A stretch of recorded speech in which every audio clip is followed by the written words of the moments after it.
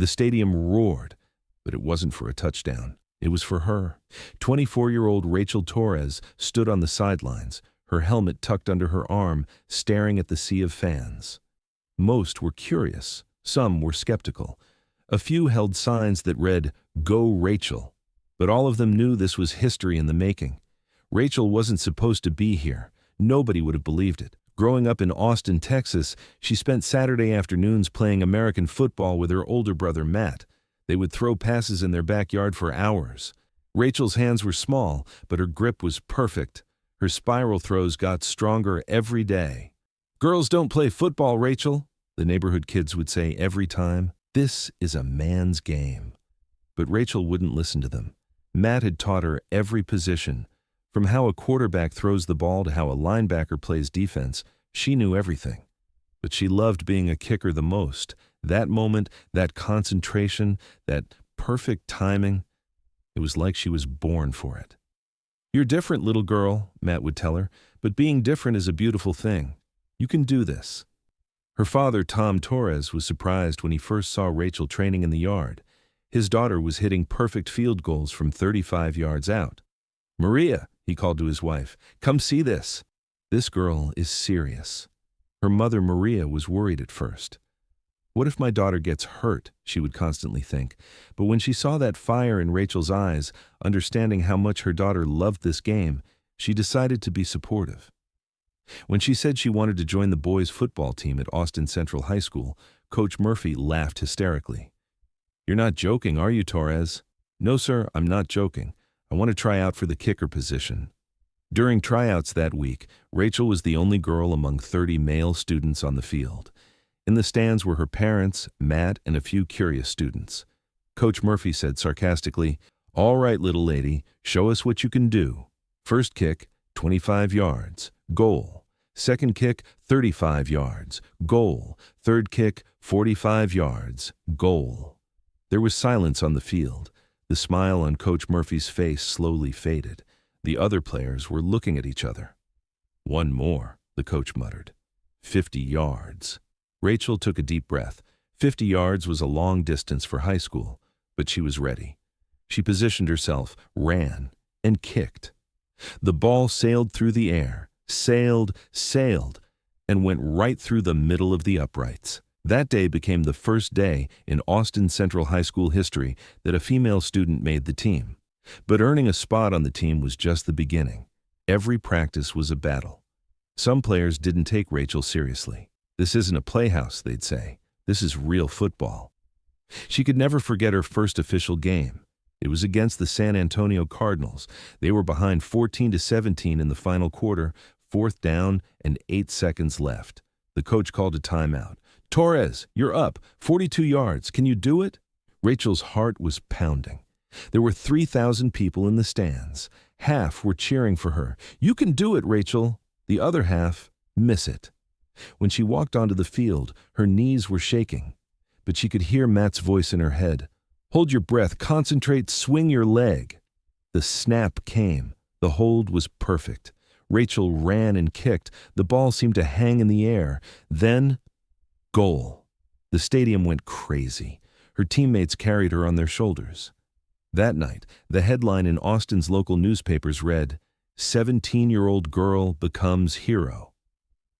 But success brought difficulties with it. She became a target for trolls on social media.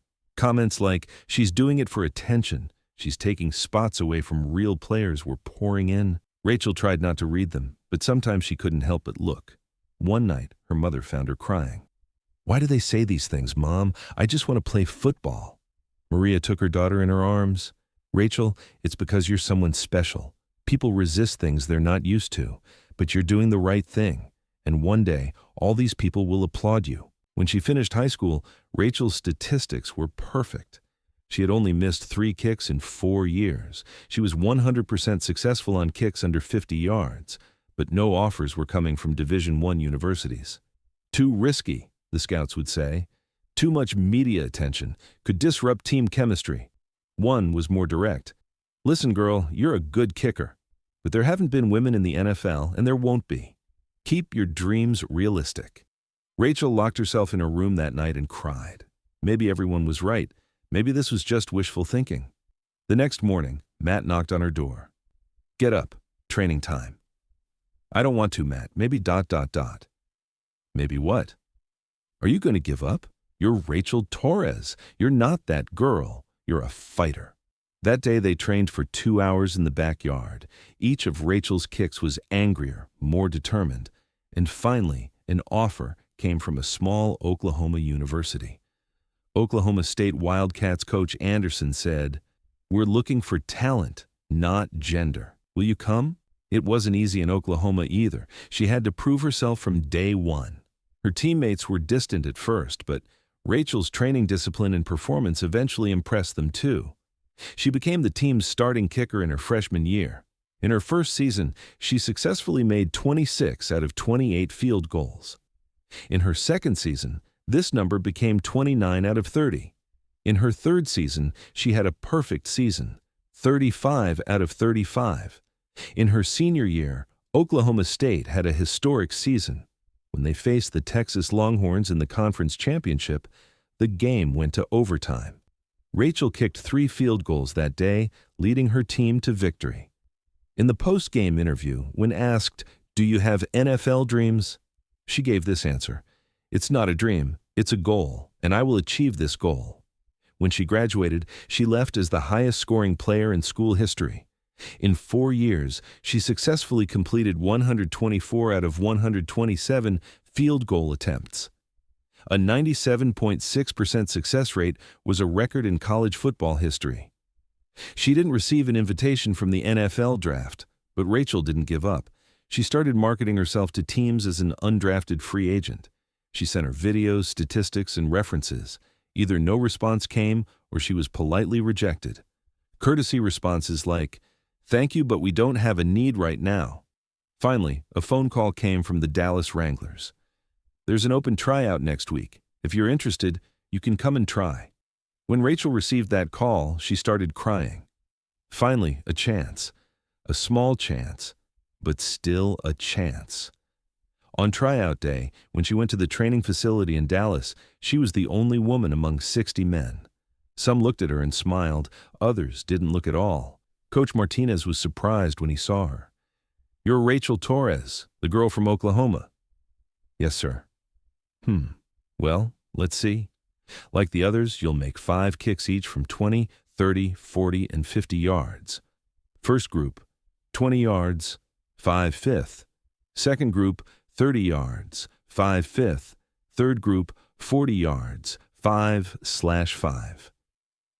The whispers around had stopped. Everyone was watching Rachel. When it came to the 50-yard turn, Coach Martinez asked his assistant, "How many do you think she'll make from this distance?" "Maybe 2 to 3. Rachel positioned herself. First kick, goal. Second kick, goal. Third kick, goal. Fourth kick, goal. Fifth kick, goal. There was silence on the field. 20 out of 20. Perfect performance. Coach Martinez approached Rachel. "Come back tomorrow. Let's talk contract." A week later, the Dallas Wranglers announced they had added Rachel Torres to their roster. The media went crazy. ESPN, CNN, Fox Sports, everyone was talking about this news. First female player in NFL history signs contract. Social media was in chaos. Supporters and critics were at war. The number sign Rachel Torres hashtag was trending. She couldn't forget her first practice. Her teammates didn't know how to welcome her. Quarterback Jake Morrison approached her. "Hey Rachel, I'm Jake. I've heard a lot about you. Welcome to the team." "Thank you, Jake. I'll do my best. Getting here is a big achievement. Now let's just play football." Her first official game was against the Houston Texans. The 70,000-seat stadium was packed. When Rachel came out to warm up, there were both cheers and boos from the stands. A 32-yard field goal opportunity came up in the first quarter. Rachel's legs were shaking as she walked onto the field. But the moment she connected with the ball, everything returned to normal. This was just football. This was what she did. Snap, hold, kick, goal.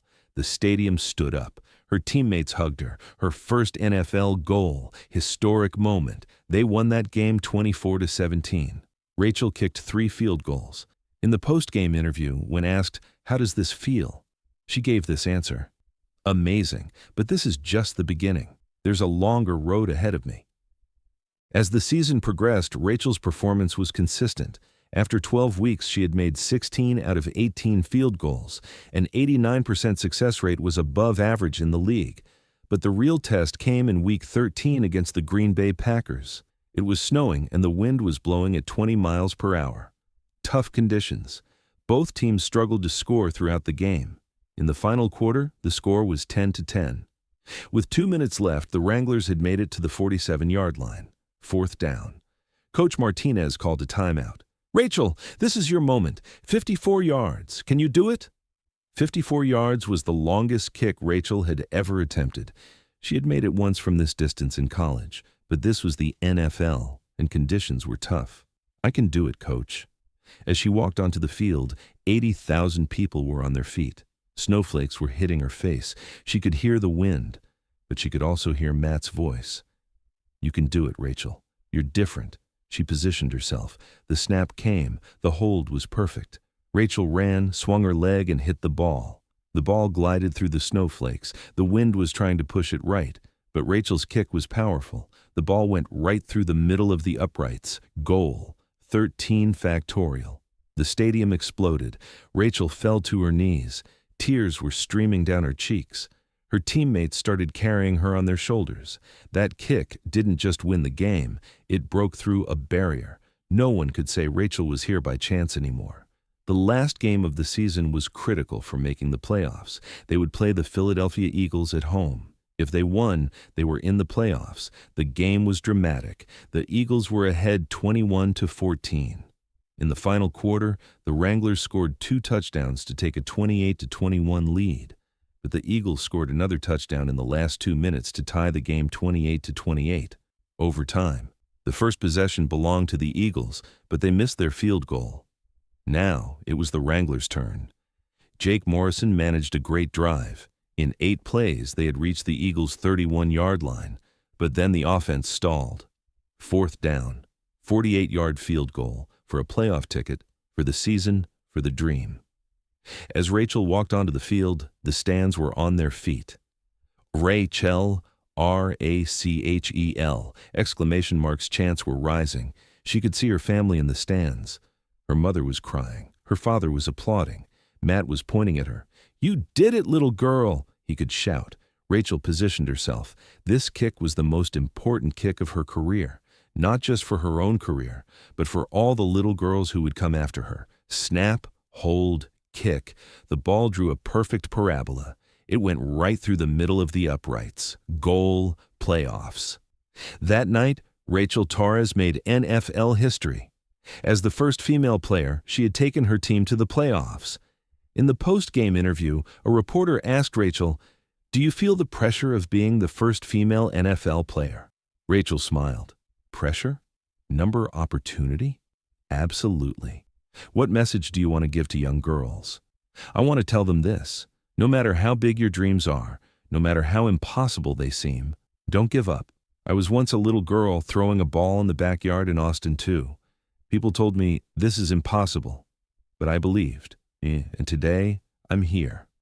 From that day on, little girls all over America started asking for footballs. Instead of dolls, they wanted jerseys. Rachel Torres was more than just an athlete now. She was a symbol. She was hope. And every time a little girl picked up a football, they knew Rachel Torres had made it possible. Because Rachel Torres wasn't just the NFL's first female player. She was change itself. She was courage and determination embodied. And her story would continue to inspire thousands of little girls who would never stop dreaming. Final scene. Rachel's at home, training in the backyard with her new football. Across from her is an 8-year-old girl from the neighborhood. The girl looks at her and asks, "Can I be like you too, Rachel?" Rachel smiles and kicks the ball. "Of course you can. You can be whatever you want to be. You just need to believe and work." And the story ends here. But the dream begins here.